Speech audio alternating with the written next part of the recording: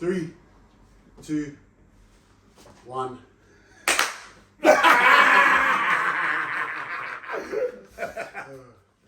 Okay. Hey, what's up, everyone? Welcome to the Edge Mindset Podcast. Today, we're blessed to have the brothers on board from Western Sydney in Australia. Both played at the highest level in NRL, and one has played here in the Super League, which you're all familiar with, but definitely an Australian player, Tongan player, Andrew Fifita and David Fifita. Welcome, boys. What's up, boy?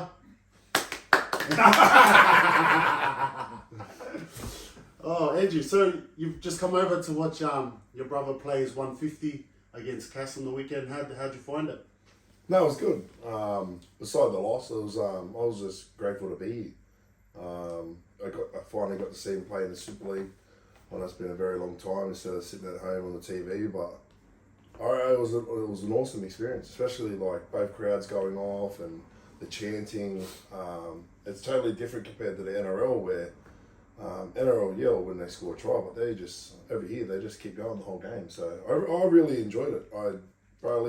Wakefield really take me in and let me go around with the coaching staff and got to work with, be around Dave. So this week's been awesome. Trying to sign you for next year? Or? No. I can't move. And Dave, man, having your brother over, I guess everyone saw the video, on social media, what it meant. And I want to talk about that greeting, the way you greet your brother. Is that normal where you're from? Shut up. It's the way we talk, that's it. It's just part of the vocabulary. Some people lose it, like old mate here. That's just good for the boys. I don't know, that's it. As we got older and it's probably because we weren't allowed to swear today. We still weren't allowed to say it. But we had some fun. We know it's like a rude word, but where we're from, it's just the vocab. Like, I guess growing up in Western Sydney, it's everyone speaks like that. It's only if you say it with a C. I say it with a K. Yeah. But now down Kent Street. And then I've actually changed it to country. So no, it's been Yeah, obviously we grew up together playing against each other. You were at Doonside, then Paddy's. Man, we didn't really like each other at the start, didn't we? Nah. He's always picked on my There was always that. Jesse was that one. You always look out for that one big Islander fella, and I remember doing that one game where he come in the scrum crying and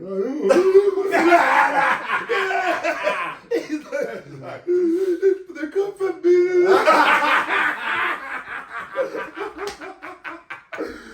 But his team, no backup in his team. If you mess with Dooney, the whole team in. Oh man. You reckon back when we were coming through, there was probably just like max probably 3 or 4 Islanders in a team, 100%. Yeah. 3 or 4. Now, if you go out there, far out, you go to the certain clubs, mate, where's the Australian player? St. Mary's is the Pacific Nations and all the Koreas. I think just tell everyone about your background, because obviously everyone knows that you're Tongan, Aboriginal as well. It's a rare mix. A rare mix? Western Sydney, it's a popular mix. I'm proud of our culture. Indigenous Tongan, like we say. Just on the brute fact, it's the both of both worlds. I guess everyone sees our legs while we can, run for days, and then the upper body saying, "Ooh," but it hasn't always been like that. I grew up a fullback, and Dave grew up a centre. That's why these two had the battles of doom. One would palm the other one palm. I think Dave got all the palms. Not me. So, it was always good. That's the way it was, and where we are today. Yeah, and Dave, I don't think everyone knows that you went to France, to kind of get away from Australia and find your feet. What was that about? Having a young family and that, and got the opportunity given to go play overseas and travel the world. Really, that's all we wanted to do as a family, and one of my life goals was to travel as much as the world as possible. And as soon as to go to France and play the game what you love playing, a no-brainer, really. Yeah. So go over there with the little family and have some fun. Did you see Pisa there too? Daniel Panizzi? Over in France. Was he with V's? No. He Or wasn't that over in Baja? France. Baja, yeah, Baja's you. Yeah. So I ended up getting Baja over to my club because I re-signed with the club. Mm. And then when I got back, it all just started happening too quick with all, I think, Melbourne and Sharks coming in, and it was fun. But I was looking forward to going back over with over to France. It would have been great. Why didn't you go Melbourne? No. Obviously, Andrew. You wrecked it. Nah, family, You wrecked it. just the wife, yeah. My wife didn't want to move away again, and just get an opportunity to play first grade with your brother was probably one of the things you wanted to do in life. So yeah. Hey, honestly, there was a stage during that time. David was playing better than you, eh? I reckon he's a better player overall. Ooh. I just always, I admire, I always say this about my older brother as well. And I take bits and bits of like both their games and I kind of collabed into one. Mm. And one was very successful, so. No, but like, I always say that Dave was the better twin, but it come down to pleasing a lot of others off field. I guess when it comes to disciplines of training and the little things where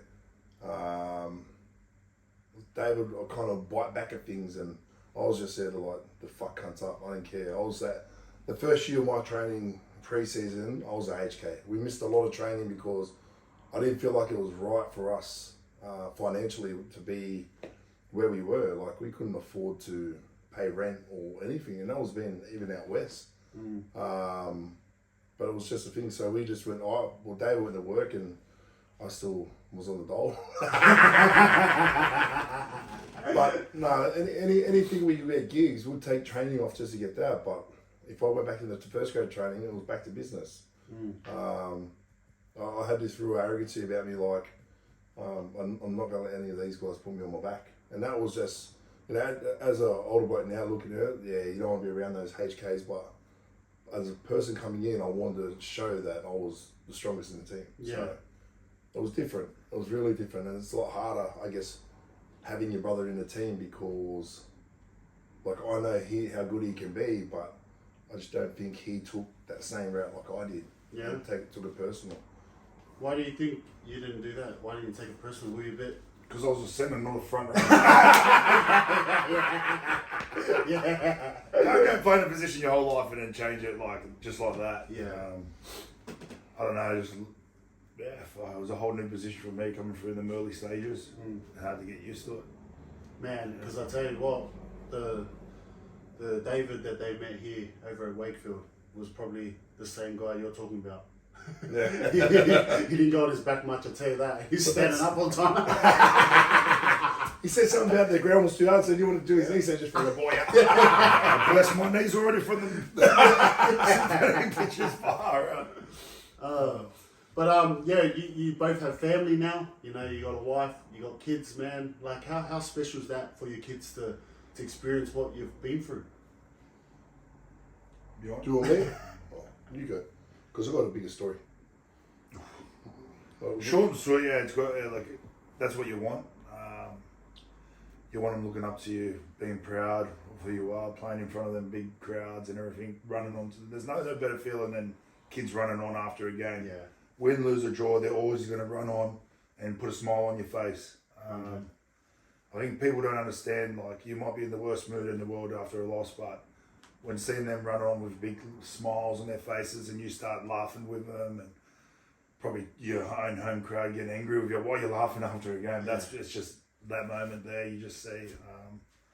But it's one of the main things, and for my wife, it's, I don't know how she did it for so long. Being home, like, we go to work every day with your new mates and your brothers and everything like that every day, where she sits at home with the family and kids are going to school and she's still by herself.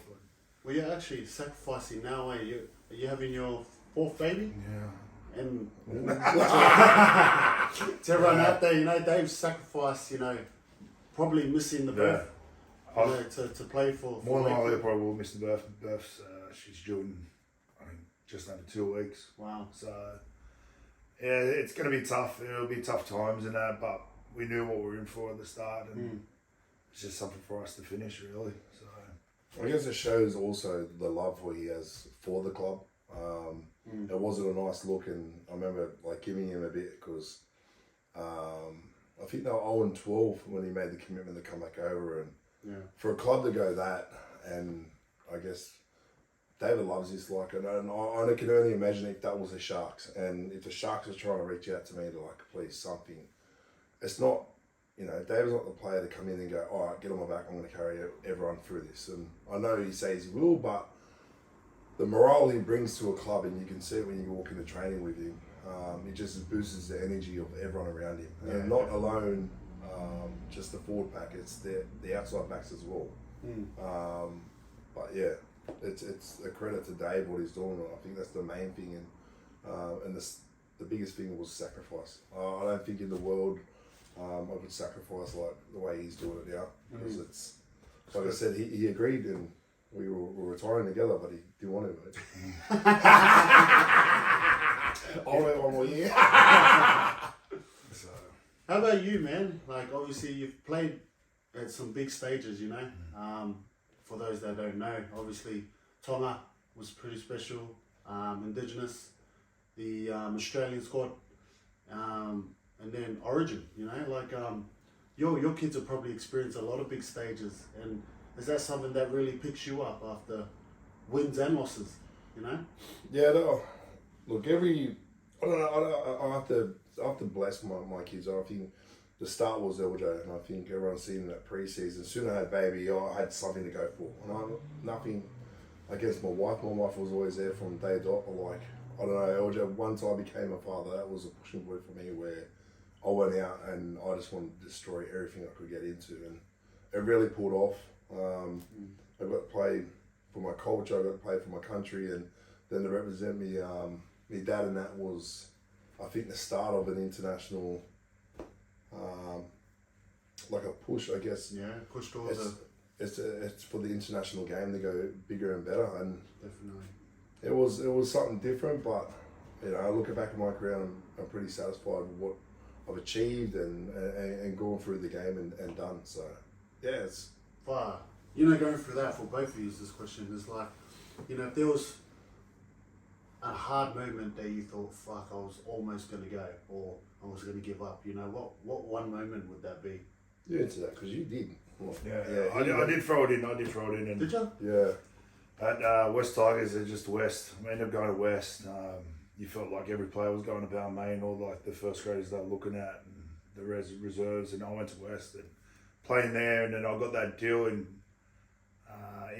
what do you call it, France. So I just ended up throwing it in about May. In that season, I just said, nah, I'm going back to A grade, play with my mates at Paddy's. I think at the age 20, maybe 1, 2. Okay. And then I just said, nah, it's just, I'd rather play with my mates, enjoy this, and then take the family, because their season starts in September over there.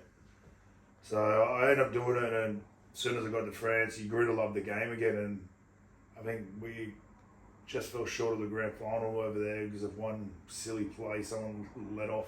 It was awful, but... And how old were you when you debuted? 23.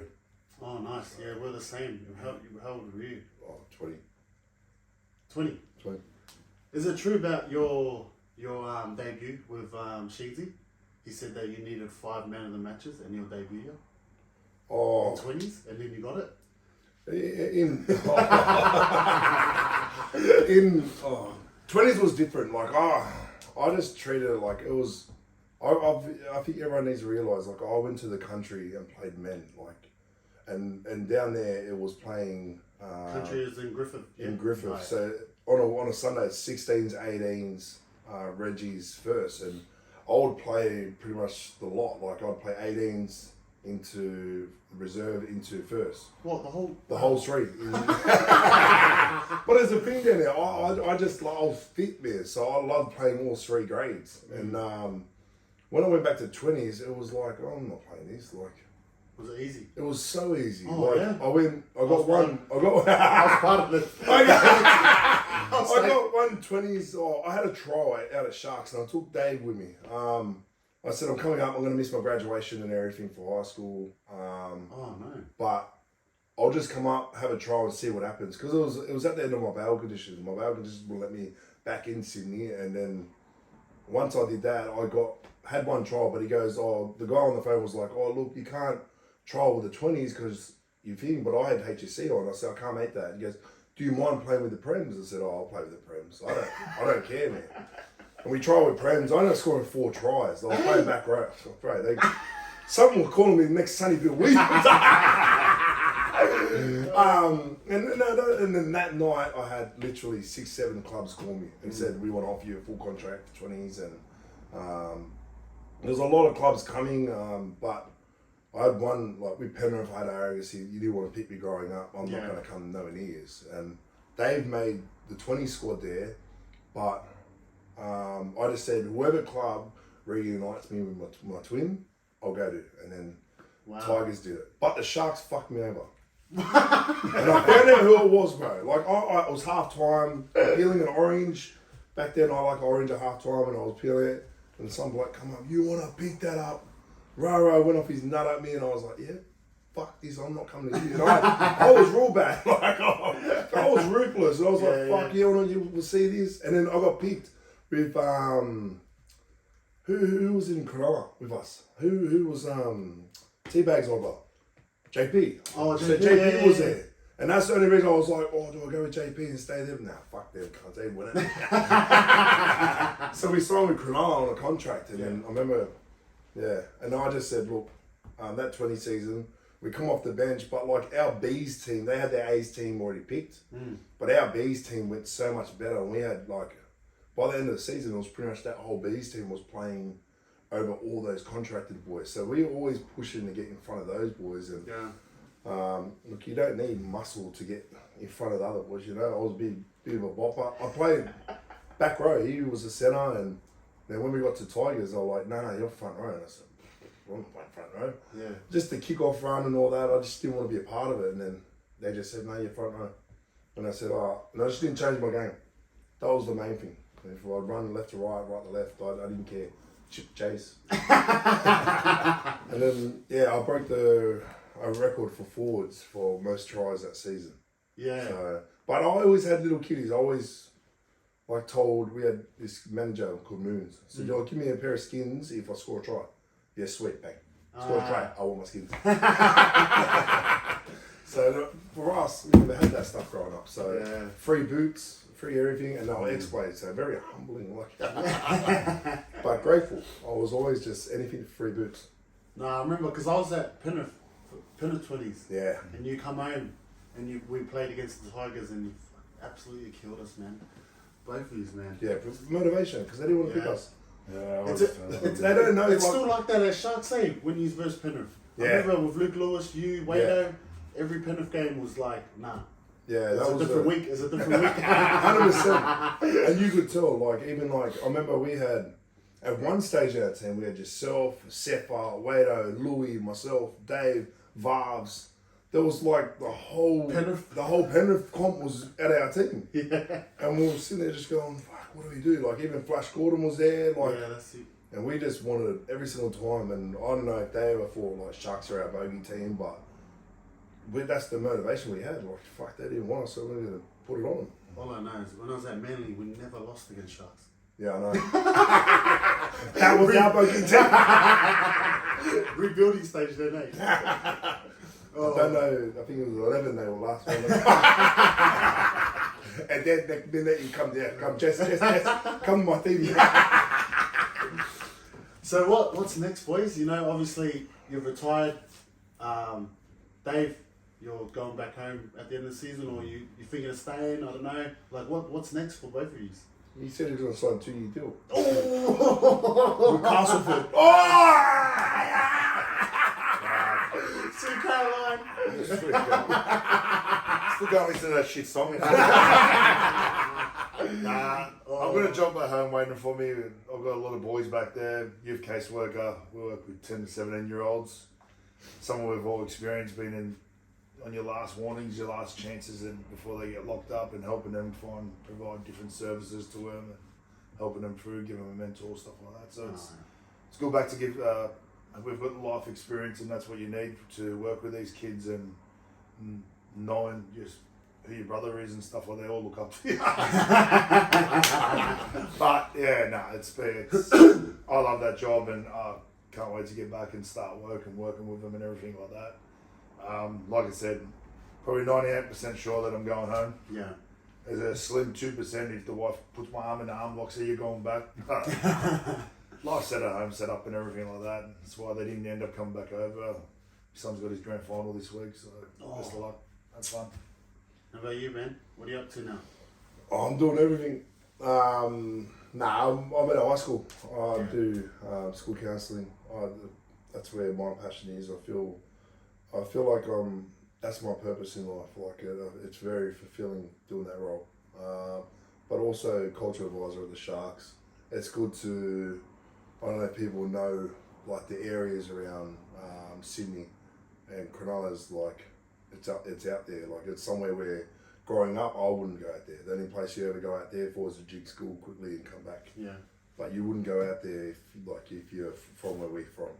That was the main thing for us, and it's good that they're willing to take this culture advisor on, and I'm pretty honest with the boys that come from New Zealand and Queensland and from out west, and I guess the boys in Sydney know what their area is like. I don't speak bad on it, but I love it.